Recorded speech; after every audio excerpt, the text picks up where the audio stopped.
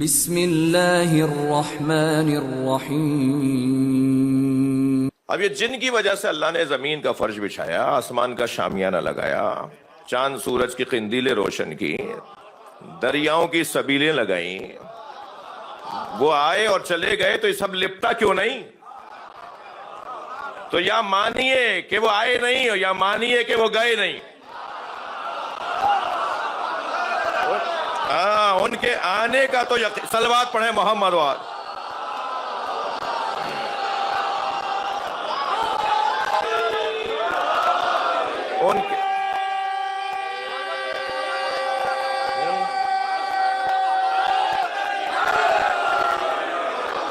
ان کے آنے کا تو اتنا یقین ہے جتنا مجھے اپنا یقین نہیں ہے۔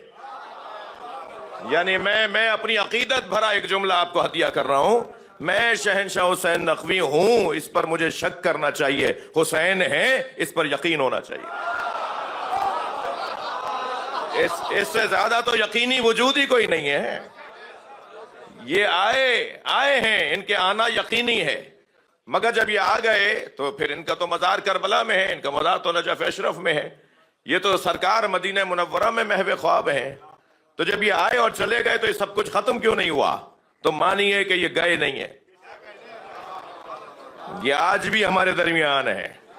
شاعر 4 مصروں میں کہتا ہے، امام جتنے ہیں ایک نور سے ہے سب کا خمیر، ہے ان میں سبھی محمد صغیر ہو کے کبیر۔ خیال ہے کہ نظر بندی مصور نے الٹ پلٹ کر دکھائی نہ ہو وہی تصویر۔ صلوات پڑھ لیں محمد و آل محمد۔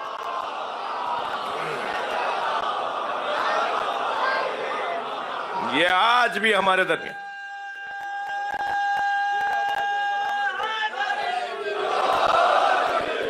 یہ آج بھی ہمارے درمیان موجود ہیں، یہ آج بھی ہمارے درمیان موجود ہیں، یہ گئے نہیں ہیں۔ یہ ساری چیزیں باقی رہنا بتا رہی ہیں کہ یہ گئے نہیں ہیں۔ ہمارا امام حاضر ہے، ہم امام حاضر کو مانتے ہیں۔ جی میرے بعض وہ دوست بھی تشریف فرما ہو رہے ہیں روزانہ مجلس میں، جو یہ جملہ بہت زیادہ اپنے امام کے لیے، اپنے پیشوا کے لیے استعمال کرتے ہیں، وہ بھی آ رہے ہیں مجلس میں۔ میں ان کے لیے بھی دعا گو ہوں، اپنے سنی بھائیوں کے لیے بھی، اپنے شیعہ برادری کے لیے بھی، سارے مسلمانوں، سارے انسانوں کے لیے۔ در حسین پہ ملتے ہیں ہر مزاج کے لوگ۔ عباس زیدی صاحب فرماتے ہیں، در حسین پہ ملتے ہیں ہر مزاج کے لوگ، یہ دوستی کا وسیلہ ہے دشمنی کا نہیں۔ یہ جوڑنے کی جگہ ہے۔ جی اور ایک میں اپنی شیعہ برادری سے ایک جملہ کہوں گا کہ یہ نعمت عظمی ہے جسے ذکر حسین کہتے ہیں۔ جی میرے نزدیک تو، میرے پاس تو اس سے بڑی نعمت کی کوئی شمارش نہیں ہے۔ یہ نعمت عظمی ہے، سب سے بڑی نعمت ہے، اور نعمت کی اگر قدر نہ کی جائے تو چھن جاتی ہے۔ لہذا نعمت کی قدر جتنا زیادہ کریں گے اتنا نعمت پکی ہوگی، نعمت باقی رہے گی، نعمت جاری رہے گی۔ جی شیعہ امام حسین کے ذکر کے مالک نہیں ہیں، شیعہ امام حسین کے ذکر کے مالک نہیں ہیں، نوکر ہیں، اور نوکروں کو اپنی اوقات میں رہنا چاہیے، مالک کے مہمانوں کا خیال کرنا چاہیے۔ یہ ہمارے مہمان تو نہیں ہیں، یہ تو مالک کے مہمان ہیں۔ تو مالک جیسا چاہتے ہیں نوکروں سے ایسا ہونا چاہیے۔ پھر مجھے 2 مصرے اور ہدیہ کرنے کا دل کر رہا ہے۔ شاعر کہتا ہے کہ یہ کس نے کہہ دیا کہ ہماری ہے کربلا، حق بات تم کہو تو تمہاری ہے کربلا۔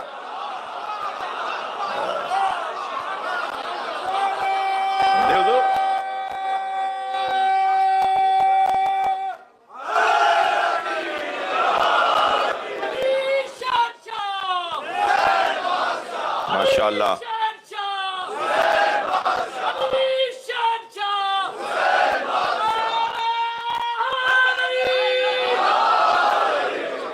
وہ انسان اکمل ہستیاں جنہیں اللہ نے بنانے کے بعد ان کے تصدق میں سب کچھ بنایا۔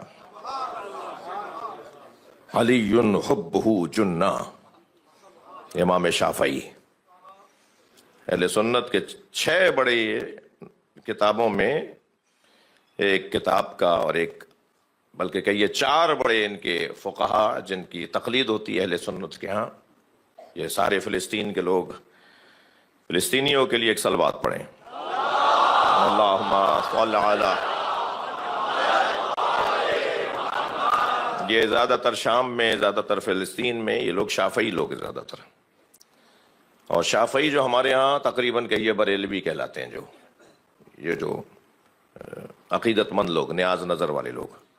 تو امام شافعی فرماتے ہیں علی حبہ جنہ قسیم النار والجنہ، علی وہ کہ جس کی محبت دوزخ کے لیے ڈھال ہے، جی آتش جہنم سے بچانے والی شے کو حب علی کہتے ہیں۔ یہ امام شافعی کا عقیدہ ہے بھائی، اہل سنت کے بڑا نام ہے۔ علی حبہ جنہ قسیم النار والجنہ وسیع المصطفیٰ حقا امام الانس والجنہ، امام الانس والجنہ، انسانوں اور جنوں کا امام۔ جی خاص کرم ہے عزیزو آپ کے اوپر، خاص احسان ہے اس گھرانے کا کہ آپ سے، ہم سے یہ اپنا ذکر کروا رہے ہیں۔ کوئی حدیث قصہ، کوئی تلاوت قرآن، کوئی سوسخانی، کوئی مجلس پڑھ کے، کوئی نوحہ پڑھ کے، کوئی یا حسین بول کے، آپ کی طرح کوئی سبحان اللہ بول کے، فضیلت کی کوئی بات سنی، عظمت کا کوئی عنوان سنا تو چہرے پہ بشاشت آ گئی، چہرے پہ رونق آ گئی، جو آپ کے خون کی پاکی کی بھی علامت ہے، یہ آپ کے جو والدین کے باکردار ہونے کی بھی علامت ہے، اور اس کیفیت کے اندر میرے عزیزو چہرے پہ جو شادابی آتی ہے وہ خود ایک ذکر ہے۔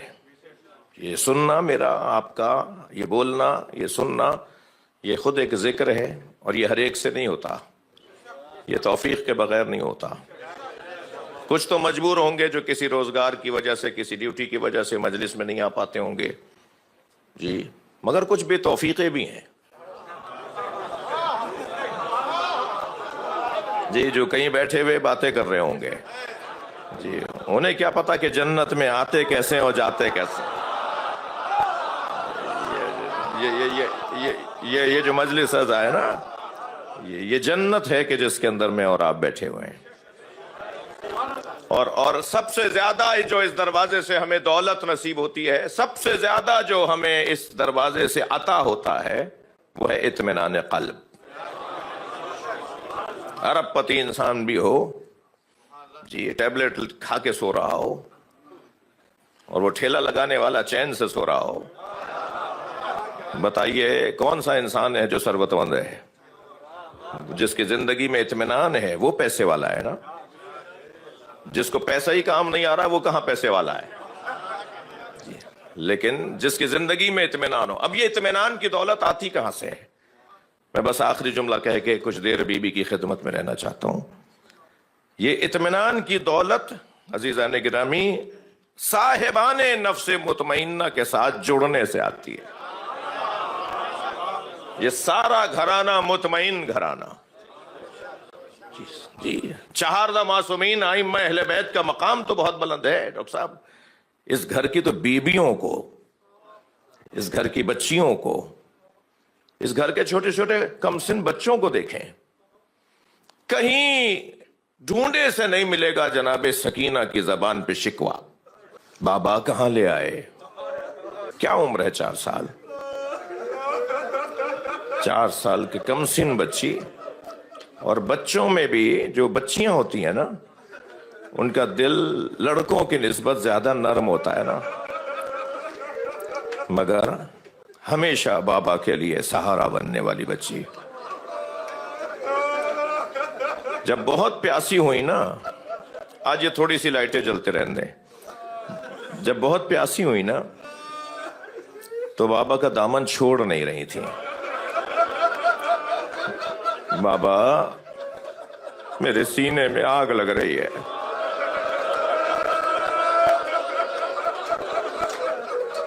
بابا یہ پیاس مجھے مارے ڈال رہی ہے،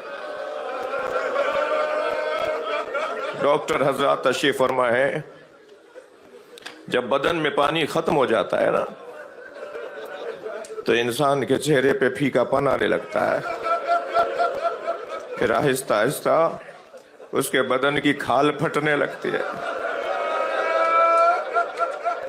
फिर उससे खून आने लगता है।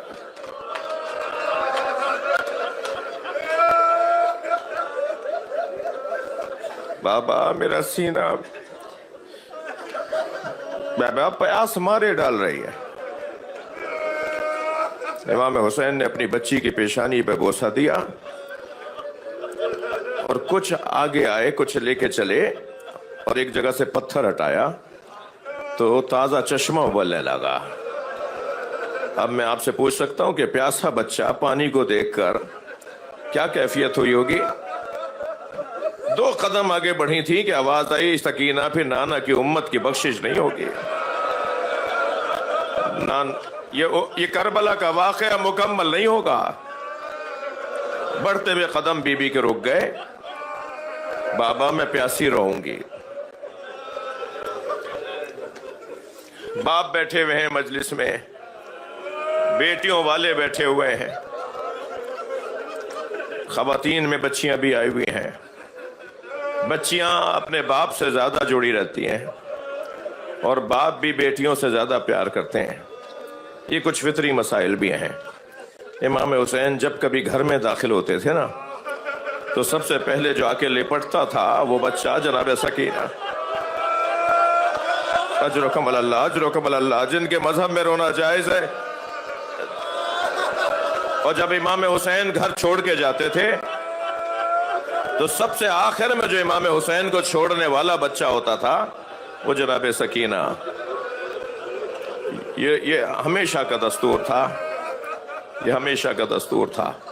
जब इमाम हुसैन रुखसत आखिर को आए ना, जब इमाम हुसैन रुखसत आखिर को आए तो कोई बीबी बाजू पकड़े खड़ी थी, कोई आपके शाने पे सर रखे खड़ी थी, मगर एक बीबी थी जो दामन नहीं छोड़ रही थी और वो बीबी 4 साला सकीना, और बार बार कह रही थी इरहम गुरबतना, बाबा हमारी गुरबत पे रहम करो, बाबा हमारी गुरबत पे रहम खाएं। कैसे रुखसत दी है जनाब सकीना को, इसका बयान बहुत मुश्किल है। आए हैं घोड़े के करीब। इमाम हुसैन ने कल मुझे इस मजलिस के बाद एक आप में से किसी का एक मैसेज आया कि कल आप जनाब सकीना के मसाइब पढ़ेंगे ना, तो ये भी बताइएगा कि बाप को रुखसत कैसे किया। बहुत मुश्किल है। इमाम हुसैन जुलजना के करीब आए। इमाम ने दाएं बाएं किसी को देखना शुरू किया। दरे खैमा पर खड़ी बहन को एहसास हुआ कि भैया को, हुसैन को अब्बास याद आ रहा है, अली अकबर याद आ रहे हैं। हमेशा जब कभी इमाम हुसैन घोड़े पर बैठते थे, आगे बढ़कर हजरत अब्बास रकाबों को थामते थे, लगाम को थामते थे घोड़े की, और इमाम को घोड़े पर बिठाते थे। मगर आज हुसैन अकेले हो गए। आशूर के दिन सन 61 हिजरी का आशूर, इमाम हुसैन तन्हा हो गए। दूर से जनाब ज़ैनब ने आगे बढ़कर आवाज दी, भैया अभी ज़ैनब जिंदा है, और घोड़े के लगाम को पकड़ा, भाई की घोड़े की जीन को संभाला और फिर फरमाया भाई बहन सवार करेगी। बैठे इमाम हुसैन घोड़े पर और आवाज दी, है राहबार मुझे आखिरी सवारी दे, मुझे मैदान करबला तक पहुंचा। जुलजना ने कदम नहीं उठाए, मुझे मैदान करबला तक पहुंचा दे। घोड़े ने एक मर्तबा अपने पैरों की तरफ इशारा किया। अब जो इमाम हुसैन ने झुक के देखा तो सकीना सुमो को पकड़े बैठे और आहिस्ता आहिस्ता कह रही है, जुलजना मेरा बाबा गया तो वापस नहीं आएगा। अजरो कमल अल्लाह, अजरो कमल अल्लाह। इमाम घोड़े से उतरे, बीबी को गोद में लिया। बीबी तुमने तो हमें रुखसत कर दिया था। फरमाया बाबा, बाबा एक मर्तबा और चैन से आपके गले से लग जाऊं, मुझे नहीं मालूम ये अब सीना मुझे दोबारा मिलेगा या नहीं। सीने से लगाया एक मर्तबा चौंक कर उतरने लगी, बाबा की गोद छोड़ने लगी कीना के। तो बीवी कुछ देर तक बाबा के घोड़े के निशान तक जाती रही। आगे बढ़कर बीवियों ने गोद में लिया, दूर से खड़े बाबा को जाते देख रहे हैं। इमाम हुसैन ने आवाज दी, इनकान दीन मुहम्मदिन लम यस्तकिम इल्ला बिक़त्ली फया सुयूफ खुज़ीनी। अगर दीन मोहम्मद मेरे कत्ल के अलावा बचने वाला नहीं है तो तलवारों आओ मेरे टुकड़े टुकड़े कर डालो, भालो बर्छियों आओ मेरे टुकड़े टुकड़े कर डालो। अजरुकुम अल्लाह, अजरुकुम अल्लाह। जो अहबाब और रोशनियां गुल करना चाह रहे थे वो आप कर दें। आवाज आई, आओ तीरो भालो बर्छियों मेरे टुकड़े कर डालो। इमाम हुसैन के ऊपर हमला हुआ, इमाम ने हमले का जवाब दिया, इमाम ने हमले का जवाब दिया और ऐसा जवाब दिया कि कुछ देर में ही बताया कि मैं किसका बेटा हूं। फौजें फरार करती नजर आ रही हैं, अलामान अलामान की आवाजें बुलंद हैं। जहां इमाम हुसैन घोड़ा मोड़ते हैं वहां से सिपाही भागने लगते हैं। अजरुकुम अल्लाह। एक मुसाफिर है जो 6 महीने के बाद कूफे में अपने शहर में दाखिल हुआ है। जब दाखिल हुआ तो क्या देखा, दुकान बंद है, बाजार बंद है, कोई चहल पहल नजर नहीं आ रही, कोई आता जाता नजर नहीं आ रहा। ये सोचते हुए घर में दाखिल हुआ कि क्या कूफे में कोई ताबून आ गया, कोई बीमारी आ गई, कोई वबा आ गई, सारा कूफा कहां चला गया। वो कहता है कि मैं जब घर में दाखिल हुआ तो बेटी ने बढ़कर इस्तकबाल किया। तो बेटी से मैंने पहला सवाल ये किया कि बेटा मैं तो 6 महीने बाद शहर में वापस आया हूं, ये कूफे वाले कहां चले गए। कि बाबा आप दोबारा से तजदीद क़ुव्वा कीजिए और घोड़ा को तैयार करके चले जाइए। कुछ ही फासले पर एक बयाबान है जैसे करबो बला कहते हैं, वहां एक बागी ने खरूज किया है। हाकिम का ऐलान यह है कि अगर कोई उसे मारने न गया तो उसे सजा दी जाएगी। बाबा कहीं मुखबिरी ना हो जाए कि आप घर में ही रह गए और बागी को मारने नहीं गए। इस शख्स का नाम है अब्दुल्ला इब्ने अफीफ अज़दी। ये कहता है कि बेटा उस बागी का नाम क्या है। का बाबा बागी का नाम नहीं बताया जा रहा। लगा तो बेटी ने रुखसत करते हुए कहा बाबा आप जंग पर जा रहे हैं ना, जंगों में तो माले गनीमत भी मिलता है, अगर माले गनीमत में अकीक़े यमनी मिल जाए तो मेरे लिए जरूर ले आइएगा।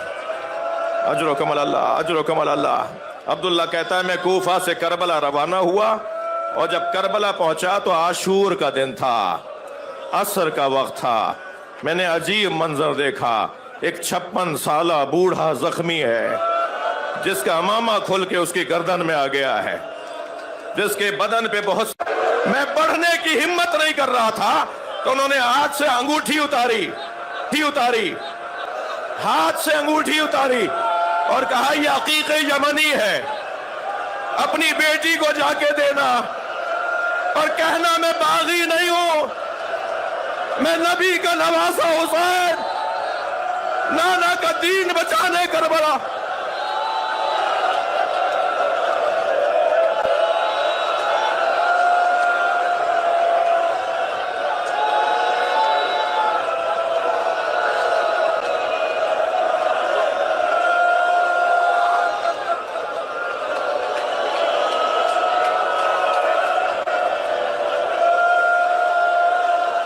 अजरुकुम अल्लाह। अब्दुल्ला हाथ जोड़कर खड़ा हो गया, मौला हुक्म करे। फरमाया वापस चले जाओ, वापस चले जाओ। मौला आपको तन्हा कैसे छोड़ जाऊं। फरमाया वापस चले जाओ, कुछ दिनों बाद मेरी ज़ैनब आएगी, उन्हें चादरें लाके दे देना, नबी ज़ादिया बेमकना चादर। अजरुकुम अल्लाह, अजरुकुम अल्लाह। मजलिस बहुत नूरानी है, इसी हालत में इमाम ज़माना को बुलाइए। मौला कुछ देर के लिए पुरसा लेने आ जाए। मौला आलम इस्लाम परेशान है, मौला मुसलमानों को जलील किया जा रहा है। अजरुकुम अल्लाह। एक ऐसा वक्त आया कि इमाम हुसैन के सीने पे 3 फलों का तीर लगा। हुसैन मौला से घोड़े पे बैठा न गया, کبھی دائیں گرتے تھے تو کبھی بائیں، اور زین پکڑ پکڑ کے سنبھلتے تھے۔ میں نے آیت اللہ مشکینی سے حرم حضرت معصومہ قم میں یہ جملے سنے، جب امام گرنے لگتے تھے نا تو اشارہ کر کے فرماتے تھے لا واللہ لا واللہ، مجھے نہیں چاہیے، منع کرتے تھے مجھے نہیں چاہیے، دوسری طرف گرتے تھے فرماتے تھے مجھے نہیں چاہیے۔ وہ کہتے ہیں کہ کون کیا دے رہا تھا حسین کو؟ کہنے لگے ذرا معرفت کی نگاہوں سے دیکھو، جب گرنے لگتے تھے سیدہ کہتی تھی میرے لال میری گود میں آ جا، اور امام فرماتے تھے اماں یہ میرا امتحان ہے، اماں مجھے خود زمین پہ گرنے دے۔ حسین مولا زمین پر آ گئے۔ ذوالجناح بہت دیر تک امام حسین کے گرد چکر کاٹتا رہا، کسی کو قریب نہیں آنے دے رہا تھا۔ پسر سعد کی آواز آئی کوئی ذوالجناح کو تیر نہ مارے، میں نے اپنے بچپن میں نبی کو اس پہ بیٹھے دیکھا ہے، اسے پکڑ کر لاؤ میں تبرک کے طور پہ رکھوں گا۔ ہمارا رونا اس بات پر ہے تجھے نبی کی سواری یاد رہی، تجھے نبی کا سوار یاد نہ رہا۔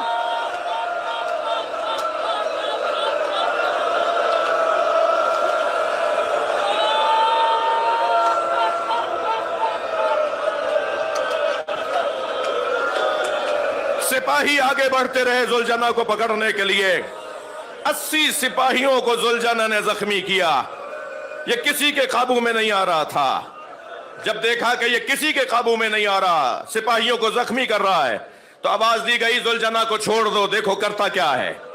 جب گھوڑے نے دیکھا نا کہ سپاہی پیچھے ہٹ رہے ہیں تو اس نے دائیں بائیں دیکھنا شروع کیا، رونے والوں یہ امام حسین سے دور ہو گیا تھا، تو دوڑا اسی طرف جہاں امام کو اتارا تھا، مگر آنے میں دیر ہو گئی تھی، امام کا سر کاٹا جا چکا تھا۔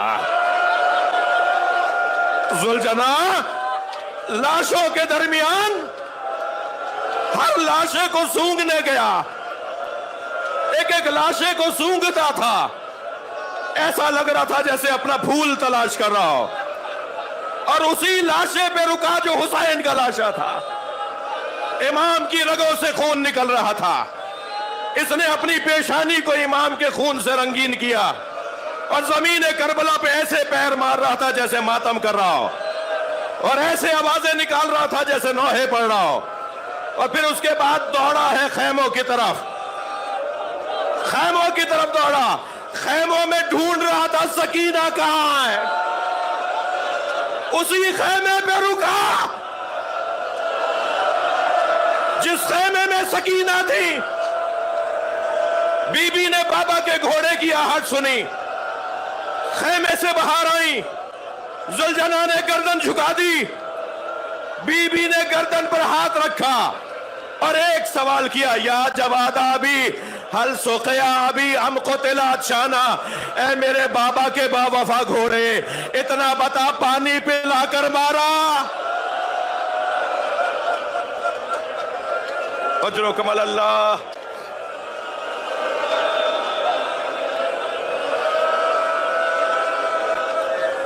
حق ہے ایسے ہی رونے کا۔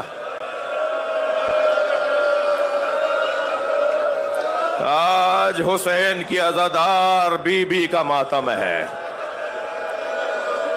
یہ بچہ پوچھ سکتا ہے بی بی سکینہ کی شہادت کیسے ہوئی؟ میں بالابک کے ذریعے سے لبنان کے رستے سے شام گیا کچھ سال پہلے، تو بالابک کے شہر میں امام حسین کی 2 بیٹیوں کے مزار ہیں۔ جی، ایک بیٹی کا مزار میں نے پوچھا، دیکھا، پڑھا جا کر، تو وہ بیٹی وہ تھی کہ جس کے سر پہ پتھر مارا گیا، خون رک نہیں رہا تھا، وہ بچی شہید ہو گئی، اور آج لبنان اور شام کے سرحد پر ان کا مزار ہے۔ اجرکم اللہ۔ یہ بچہ پوچھ سکتا ہے نا جناب سکینہ کی شہادت کیسے ہوئی؟ بتا دوں اس بچے کو، دم گھٹنے سے ہو گئی۔ یہ بچی کب تک برداشت کرتی؟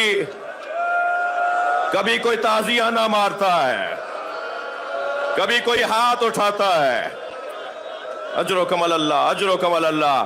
کانوں سے گوشوارے مانگ کر نہیں لیے گئے، ایک ظالم نے ایک ہاتھ، پتھر سا ہاتھ سر پر رکھا اور ایک ہاتھ سے گوشوارے چھینے نوچے جب تک زندہ رہی،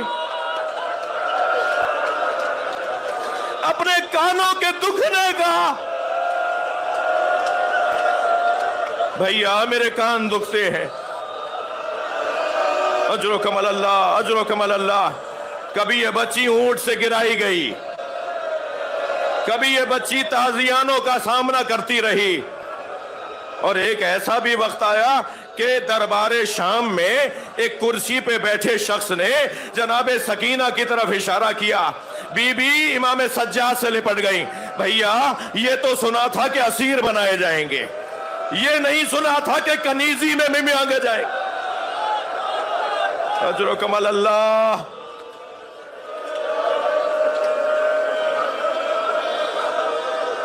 زندان شام، آدھی رات، اندھیرا، سوتے سوتے بیدار ہوئیں، اور کبھی زندان کے اس کونے میں، کبھی زندان کے اس کونے میں، اور آوازیں دیتی جا رہی تھی، بابا بابا بابا مجھے ساتھ لے جاؤ۔